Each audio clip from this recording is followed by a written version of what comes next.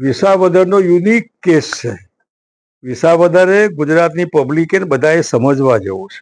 Bharatiya Janata party જે મારી હતી, સારી પાર્ટી, આદર્શ પાર્ટી, એના બદલે ગુંડાઓની પાર્ટી બની ગઈ. હું ખાસ ગાંધીનગરથી વિસાવદરના મતદાર ભાઈઓ બહેનોને મળવા આવ્યો છું. આવતા હું કોઈનું ટેમ્પરેચર આવ્યું હોય ને એના કપાળ ઉપર હાથ મૂકીને ડિગ્રી ઓછું થાય આવી માનવતાના આધારે પાર્ટી લઈને આવ્યો છું. હ્યુમન ટચ એટલે હું પ્રાયોરિટી સ્થાનિકના માટે જરૂર રહે. વિસાવદરનો યુનિક કેસ છે. વિસાવદરે ગુજરાતની પબ્લિકે બધાએ સમજવા જેવું છે. જે ભારતીય જનતા પાર્ટી 160 કરતા વધારે ધારાસભ્યો, એક સીટ વધારે હોય તો એ શું, ન હોય તો એ શું, બીજેપી હારે તો એ શું, જીતે તો એ શું, કોંગ્રેસ બી હારે તો એ શું, જીતે તો એ શું, ક્યાંય કોઈ ફરક પડે એમ નથી. હકીકત છે વિસાવદરના લમણે જે લખાયું છે કે ભારતીય જનતા પાર્ટીએ કોંગ્રેસના ધારાસભ્યને તોડીને ભાજપના ઉમેદવાર બનાવ્યા. આપવાળા જીત્યા તો એને તોડીને કમિટમેન્ટ જે આપ્યું હોય એ પણ પરિણામે આ બાય ઇલેક્શન આવ્યું છે. એનો અર્થ કે ભારતીય જનતા પાર્ટી એ પોતે પોતાના આધાર ઉપર, પોતાના મૂલ્યો ઉપર, પોતાના મેનિફેસ્ટો ઉપર છે નહીં. પારકાના લોકોને તોડીને પોતાની તાકાત વધારવાની કોશિશ કરે છે, જે નિષ્ફળ ગઈ. કોંગ્રેસનો ધારાસભ્ય ભાજપનો બન્યો એ પણ રહી ગયો, આપવાળો હતો એ પણ રહી ગયો. એનો અર્થ કે ત્રણેય પાર્ટીઓમાં અંદરની ગરબડ ને અંદરના ભાવ જેના જે રીતે આવે એ રીતે અત્યારે બજારમાં બધું ચાલી રહ્યું છે. તો શું પબ્લિકને છેતરવા માટે, આ ધારાસભ્ય બનીને પોતાની જાત વેચવા માટે આ પાર્ટીઓ ઇલેક્શન લડી રહી છે? તમે પ્રમાણિક હો તો ક્લિયર થાઓ, ને તો આપણે ટિકિટ ફોગામ આપી દેજો એ ભાજપનો ઉમેદવાર યા ભાજપને વટલાવાનો હોય તો. એવા ઠેકાણે શંકરસિંહ વાઘેલા ઘણા વખતથી પોતાનો પ્રજાશક્તિ ડેમોક્રેટિક પાર્ટી નામનો પક્ષ, જે લગભગ 2020માં શરૂ કરેલો, આજકાલ કરતા કરતા જ્યારે મને એવું લાગ્યું કઈ વાડ ચીભડા કરે છે, રક્ષકો જ ભક્ષક બને છે, પાર્ટીઓ જ અંદરના ખેલ કરે છે, એકબીજાને હરાવવાની કોશિશ કરે છે, એવા ઠેકાણે જે પ્રજાની વાત કરતું હોય, લોકોની વાત કરતું હોય, પ્રજા માટે જે લડ્યા હોય, પ્રજા માટે જેને લાગણી હોય અને પ્રજાના આગ્રહથી જેને પાર્ટી બનાવી હોય, અને માટે હું કહું છું કે તમને ભાજપનો અનુભવ છે, તમને કોંગ્રેસનો અનુભવ છે, તમને આપણો અનુભવ, તમને બાપુનો પણ અનુભવ છે. મારા માટે કોઈ પણ આગ્રહ કરવી હોય તમે કરો. આ પક્ષમાં કે પેલા પક્ષમાં મેં મારી જાત વેચી નથી, પ્રજા માટે બધું કર્યું છે. ભારતીય જનતા પાર્ટી જે મારી હતી, સારી પાર્ટી, આદર્શ પાર્ટી, એના બદલે ગુંડાઓની પાર્ટી બની ગઈ, બદમાશોની પાર્ટી બની ગઈ. બળાત્કારીઓને ભાજપવાળા ખેસ પહેરાવે, ટોપી પહેરાવે ને સન્માન કરે, જેને પથરા મારવાના હોય એના બદલે ફુલાર કરે. કોંગ્રેસવાળા ડઝનબંધ જીત્યા પછી ડઝનબંધ ભાજપમાં જાય, અને એમાં પણ મેચ ફિક્સિંગ. આપવાનો તો સવાલ આવતો જ નથી. આમ હો કે તેમાં બહુ ફરક પડતો નથી. એવા ઠેકાણે પ્રજા માટે એક નવો વિકલ્પ, જેમાં ગઈકાલે બાપુએ ખેડૂતો હોય તો એના ભાવ, વોટર વર્ક્સના કનેક્શન હોય તો માફીનો સવાલ હોય, વીજળીના ભાવ ઘટાડવાનો હોય, બેકારોને રોટલા આપવાનો હોય, મોંઘવારી ઘટાડવાનો હોય, બહેનોને અનામત જે કોઓપરેટિવમાં એનો સવાલ હોય, મહિલા તલાટી હોય, તાલુકા ટીડીઓ મહિલા હોય, જ્યાં મહિલા હોય ત્યાં આવા અનેક નાના મોટા કલ્પના બહારના કામો, એના આધારે જો મારા માટે કંઈ કેવું હોય તો મને મત નહીં આપતા. પણ આ ત્રણ પ્રૂડ નકામા પક્ષો છે, જેને તમારા મતની પડી જ નથી ને મત મળ્યા પછી એની પ્રમાણિકતા નથી. એવા ઠેકાણે બાપુની 12 મહિનાની સરકાર માટે, જેના માટે ગુજરાતનો સુવર્ણકાળ કહી શકાય, પ્રજા પોતે વડથી કહેતી કે અમારી સરકાર છે, વિધાઉટ એપોઇન્ટમેન્ટ માટે મળી શકાય. આરટીઆઈ આપણે અમલ કરેલું, ટ્રાન્સપરન્સી અમલ કરી, ડબલ રોડ આપણે ગુજરાતમાં શરૂ કર્યા, કેબિનેટ બધે લઈ ગયા, અને રાજકોટમાં લાવ્યો ત્યારે મગફળીની નિકાસબંધી 100% ઉઠાવી લીધી, અનેક નાના મોટા પ્રશ્નો.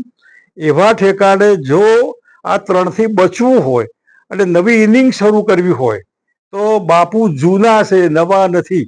અને એટલા માટે તમારે નક્કી કરવાનું છે કે તમારે કઈ બાજુ રહેવું. જો ભારતીય જનતા પાર્ટી આમે વાંધો હોય તો ગુજરાતની 7 કરોડની પ્રજા બંને વિધાનસભા કડી અને વિસાવદરના બાય ઇલેક્શનના મતદારો ઉપર આશાની મીટ માંડીને બેઠા છે. અમે દુઃખી છે, અમે મરી ગયા, ભય નીચે ડરાવે છે ભારતીય જનતા પાર્ટી, ધમકાવે, એ બધામાંથી તમે 2 વિભાગના મતદારો અમારી લાગણી વ્યક્ત કરીને મહેરબાની કરીને ભારતીય જનતા પાર્ટીને હરાવો. અને ભારતીય જનતા પાર્ટી હારે તો પછી માની લો કોંગ્રેસ જીતે કે આપ જીતે, કોઈ ફરી પાછું એ ભાજપ જ જીતે છે. અને એટલા માટે આ લોજિકથી હું કહું છું કે બાપુનો જો તમે કોઈ પણ જાતનો વાંધો ન હોય, વિશ્વાસ કરશો તો વિશ્વાસઘાત નહીં થાય. જાહેર જીવનમાં જૂઠું બોલ્યા નથી, લોકોને મત લેવા માટે લોકોને છેતર્યા નથી. અને એટલા માટે બીજેપીના મની પાવર, મસલ પાવર, અધિકારીઓનો દુરુપયોગ બધું જ હોય. કોંગ્રેસ પાસે બી પૈસા ઘણા હશે, આપના બી પૈસા ઘણા વાપરે છે લોકો. બાપુ જેવા છે એવા, કોઈ પૈસાના આધારે મની પાવર, મસલ પાવર નહીં, મોરલ પાવર. હું કોઈનું ટેમ્પરેચર આવ્યું હોય ને એના કપાળ ઉપર હાથ મૂકીને ડિગ્રી ઓછું થાય, આવી માનવતાના આધારે પાર્ટી લઈને આવ્યો છું. Human touch. માનવીને હું પૂછવા તું કેમ છે, દુઃખી છે તો કેમ છે, લાય હું રસ્તો તને કાઢી આપું, હું તને મદદ કરું. અને ભૂતકાળમાં આવા અનેક સેંકડો દાખલાઓ દુઃખી લોકોને મળવા આવ્યા હોય, સુખી થઈને જાય, રડતા આવ્યા હોય, હસતા થઈને ગયા હોય. આવું બનેલું છે. એના આધારે વિસાવદર અને કડીના મતદાર ભાઈ બહેનોને વિનંતી કરવાનો છે કે તમને વાંધો ના હોય તો નથી આનાથી બીજેપીને ફરક પડવાનો નથી, કોંગ્રેસ કે આપણે, બાપુને તમારે ફરક પડવાનો છે. તમારે એક બાપુની સીટ જીતે પ્રજાસત્તાક ડેમોક્રેટિક પાર્ટીનો ભાલો, આ ભાલો જીતશે તો ભલાણી અણી ગાંધીનગરમાં બેઠેલી બીજેપી સરકારને વાગશે. તમે ત્યાં સીધા ભાલો લઈને જ જવાના. તમે ભાજપનું કૂતરું બી મારી શકવાના નથી, પણ બટન દબાઈને ભાજપને જો આ માર પાડશો તો આ ભલાડી અડી ત્યાં સીએમની ખુરશી નીચે થશે. અને બીજેપી પછી સારું કરે તો વેલ એન્ડ ગુડ, ન કરે તો 27 ક્યાં દૂર છે. બીજી વાત એ છે ખાસ કે જે રીતે કોંગ્રેસે સત્તા પ્રાપ્ત કરવા, વિધાનસભા તો હાઈકોર્ટમાં હોત તો ના હોત. મેં જ નથી કીધું તમે પછી ખેંચી લ્યો, જેને ખેંચી લીધી. આ ઇલેક્શન હું નથી લાવ્યો. કડીનું ઇલેક્શન ધારાસભ્ય ગુજરી ગયો સિટિંગ વડે, by the way by election આવ્યા છે. તમે પોલિટિકલ પાર્ટી હલવો છો અને જે બાય ઇલેક્શન હોય તો તમે તમે તમે એક વખત આમાં પડ્યા જ છો. બાવા બન્યા તો હિન્દી બોલના પડેગા. પાર્ટી લઈને તમે ચાલ્યા હોય તો તમારે આ પ્રમાણે ઉમેદવારો જરૂર પડતા ઉભા રાખવા પડે. પણ મારા ઉમેદવારનું ધોરણ હાઈ છે. તેલ ચોપડેલો ઉમેદવાર નહીં, ચીટર નહીં, બદમાશ નહીં, પ્રજાના માટે વફાદાર રહે અને પાર્ટી માટે વફાદાર રહે એવા ઉમેદવાર. પૈસા નહીં હોય તો હાલશે, પ્રેમ, લાગણી, હ્યુમન ટચ, એના આધારે પબ્લિકમાં જવાનું છે. લોકલ વિસાવદરમાંથી જશે, લોકલ વિસાવદરમાંથી જશે, વિષય ઇકો છે માની લ્યો.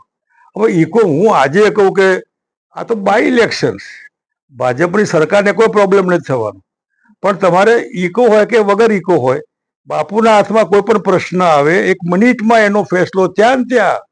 હોમવર્ક કરેલું છે, સોફ્ટવેર ભરેલું છે આપણે. ઇકો શું એ મને ખબર છે, દૂર કેમ કર્યા એ મને ખબર છે. જે કઈ લગભગ લાલ લીટી જે કહેવાય, ઇલેક્ટ્રિક કનેક્શન ન આપે ટ્યુબવેલ માટે, તો લાલ લીટી શું કહેવાય એ મને ખબર, કેમ કાઢવી એ આપણને ખબર. ભૂતકાળમાં લાલ લીટી કાઢીને લોકોને ટ્યુબવેલના કનેક્શન આપ્યા છે. સ્થાનિક ઉમેદવાર રહેશે તમારો વિસાવદરમાં? ઉમેદવાર ગમે તે ના હોય, પણ ઉમેદવાર સ્થાનિક હોય તો સારું. સ્થાનિક હોય તો લોકોને કમસે કમ એના ઘેર તો જાય ત્યારે તો મળે. એટલે હું પ્રાયોરિટી સ્થાનિકના માટે જરૂર રહે.